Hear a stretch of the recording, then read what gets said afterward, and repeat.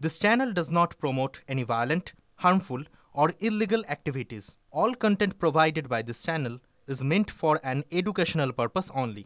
ইন্টারভিউতে দেখলাম যে শেখ হাসিনার যিনি পুত্র তিনি বলছেন যে মা যদি মারাও যান তার দেহ যেন বাংলাদেশে না পাঠানো হয়।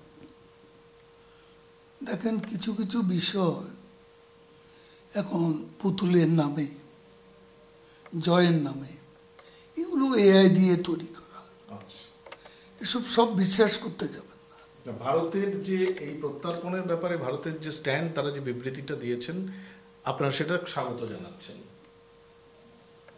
আমরা স্বাগত জানাই।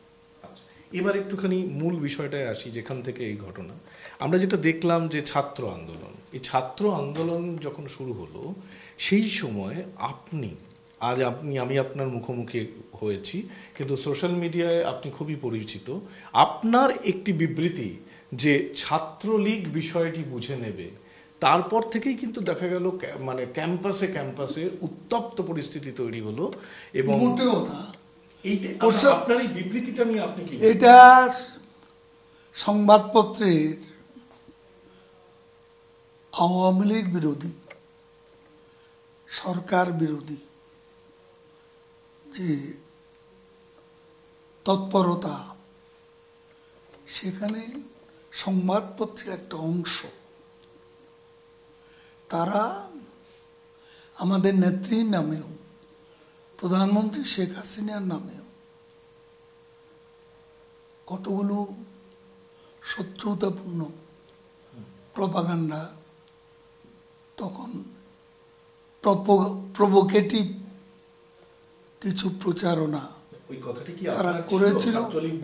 আমি চ্যালেঞ্জ করছি, ভিডিওটি সংগ্রহ করেন, আপনার একটা ইম্পর্টেন্ট বাংলা টেলিভিশন চ্যানেলের সঙ্গে জড়িত, ওই ভিডিওটি তো এর মধ্যে হারিয়ে যায়,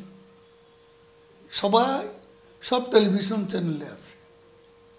ভিডিওটি আনুন, কোথাও ছাত্রলীগ আন্দোলন মোকাবিলায় যথেষ্ট এ ধরনের বক্তব্য আমি ভুলেও উচ্চারণ করি। আরেকটা কথা, ওই পরিস্থিতিতে যখন অগ্নিগর্ভ হয়ে উঠেছে, আমরা টেলিভিশনে বাংলাদেশের প্রতিদিনের খবরাখবর দেখছি, তখন শেখ হাসিনার একটি ফোনালাপ সামনে এলো, অডিও ক্লিপ। সেখানে তিনি একজন সংশ্লিষ্ট কর্তাকে বলছেন যে প্রয়োজনে গুলি করবে। এই অডিও ক্লিপটি সম্পর্কে আপনি কি বলবেন? দেখেন, আমি একটা কথা বলি, সে সময় অনেক কিছুই অপপ্রচার হয়েছে। এটা আমাদের ওই যে আমার বক্তব্যটা যেরকম, এখানেও দেখুন বিবিসির এক তথ্যচিত্র, আল জাজিরার তথ্যচিত্র, এগুলো তো একেবারেই টেকনোলজি, এআই দিয়ে। ওটা কি শেখ হাসিনার কণ্ঠস্বর? অবশ্যই না, ওটা কি তৈরি করা কণ্ঠস্বর? তৈরি করা কণ্ঠস্বর, দুটাই। আপনারা সেই সময় যখন এটা সম্প্রচারিত হচ্ছে কেন প্রতিবাদ করলেন না? আমরা প্রতিবাদ করেছি, স্ট্রংলি প্রতিবাদ করেছি, কিন্তু তখন পরিস্থিতিটা হাতের বাইরে। একটা কথা বলি, যে আমরা যে দৃশ্যগুলো দেখেছি, যে ছাত্রদের আন্দোলন এবং তারপরে সেখানে হেলিকপ্টার থেকে গুলি ছোড়া শুরু হলো। এই যে হেলিকপ্টার থেকে গুলি ছোড়া বা গুলি চালনা, এই সিদ্ধান্তটা তো শেখ হাসিনার গভর্নমেন্টই নিয়েছে? অবশ্যই না। এখানে যে ছাত্রদের বা সেই গণ অভ্যুত্থানের যে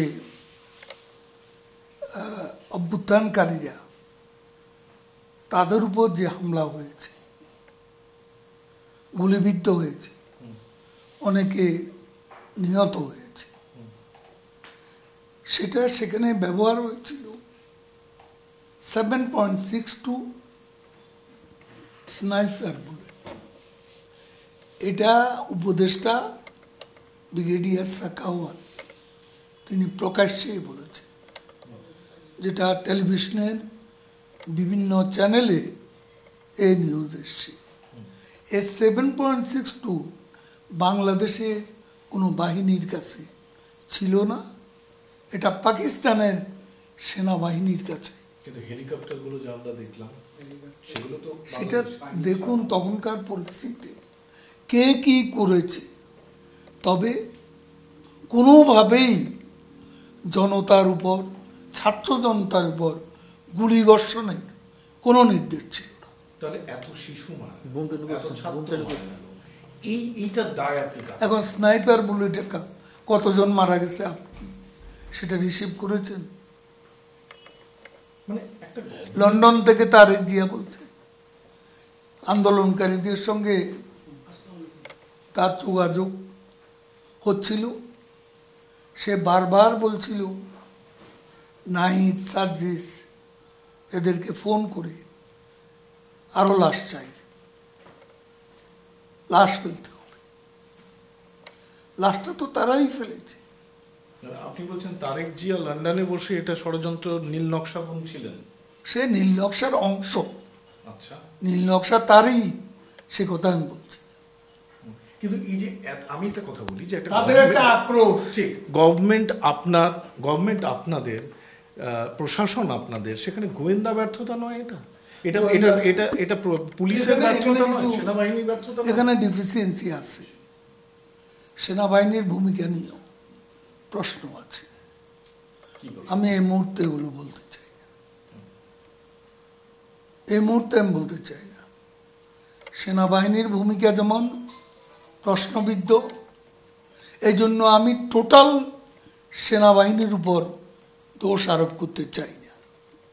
সেনাবাহিনীর একাংশ হয়তো, এবং ঊর্ধ্বতন কর্মকর্তাদের একটা অংশ, তাদের নীরব ভূমিকা এবং ওদের বিভিন্ন স্থান থেকে আসা মিছিলকে রাস্তার দুপাশে দাঁড়িয়ে স্বাগত জানানো এবং গণভবনে নির্বিবাদে সবাইকে ঢুকতে দেওয়া, এসব বিষয়গুলো সেনাবাহিনী চেষ্টা করলে প্রতিরোধ করতে পারত কিনা সেটা নিয়েও প্রশ্ন আছে। এটা তো পরে ঘটনাগুলো যখন ঘটছিল, যখন ছাত্ররা মারা যাচ্ছিল, যখন বুলেট চলছিল, যখন আমরা দেখছিলাম, আমরা তো টিভিতে, আমি আপনাকে জিজ্ঞেস করি, বলুন, দেশের 460টি পুলিশ স্টেশন কিভাবে পড়ল?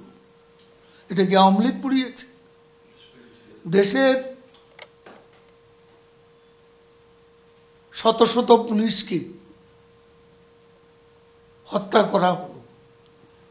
সিরাজগঞ্জে প্রেগন্যান্ট এক কনস্টেবল, সে সহ 13 জনকে হত্যা করে গাছের সঙ্গে ঝুলিয়ে মেরেছে। এটা কি আওয়ামী লীগ করেছে? মেট্রো রেলে আগুন কে দিয়েছে? বিটিভি ভবনে আগুন, এটা কি আওয়ামী লীগ দিয়েছে? আপনি এটা তো দেখবেন, সেতু ভবনে আগুন কে দিয়েছে? ঢাকা এলিভেটেড এক্সপ্রেসওয়ে, এখানে আগুন কে আগুন দিয়েছে? কাজে এসব বিষয়গুলোকে বিচ্ছিন্ন করে দেখানো